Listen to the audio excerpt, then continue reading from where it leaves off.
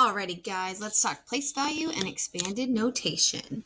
So we know that objects and pictures represent a number. We've got our base 10 blocks, we've got our money, and we've got our quick base 10 shorthand, or as Miss Clare calls it, quick draw. Now remember, money is kind of surprising, but we've got our ones, tens, and hundreds. Okay, so now we're going to talk about different forms. We know we have standard form, expanded form, word form, and then today we're going to talk about expanded notation. So now that we've reviewed a few of those things, let's talk about the difference between expanded notation and expanded form. Expanded form is very similar because it's adding the whole time. We're just adding up each of the place values, but expanded notation actually takes the value from the expanded form and splits it up even further, okay? So you're going to multiply the digit by the place that it is in.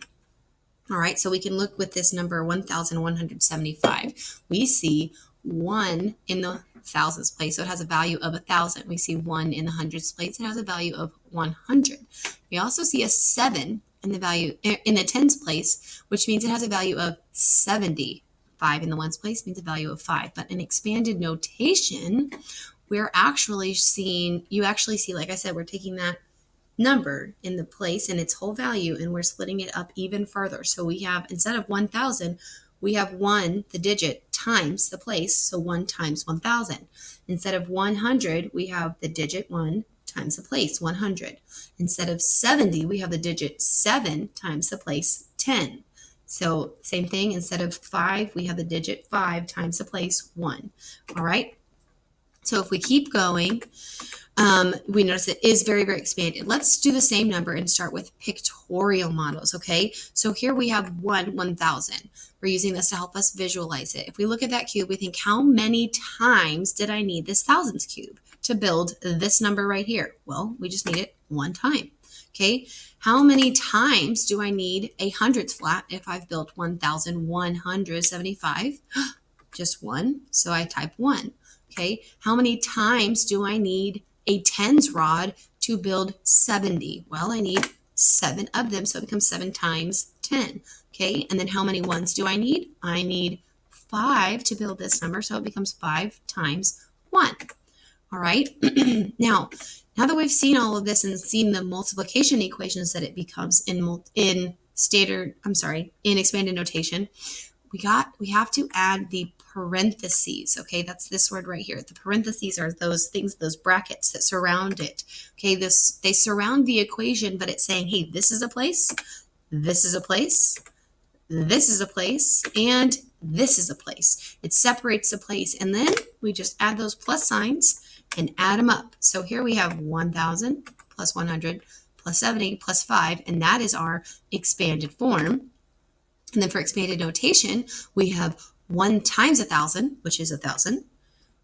1 times 100, which is 100. And see how we're adding our places up again. Same thing. 7 times 10 is 70.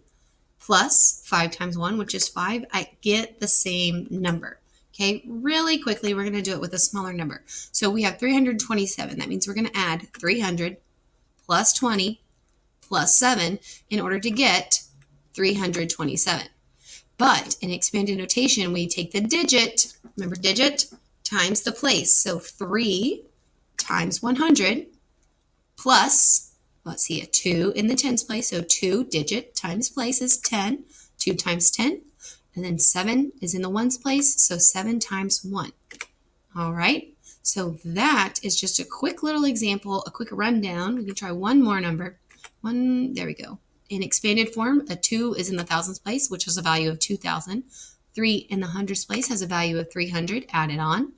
4 has a value of 40, so we add it on. And 2 has a value of 2, so we put it there.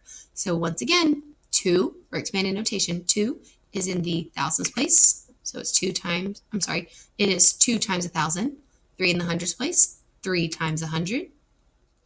4 in the tens place, 4 times 10. 2 in the ones place, 2 times 1. Wow, awesome job, same number. You guys are rock stars. Keep up the good work. Use this to help you and be ready with it as we come back to class.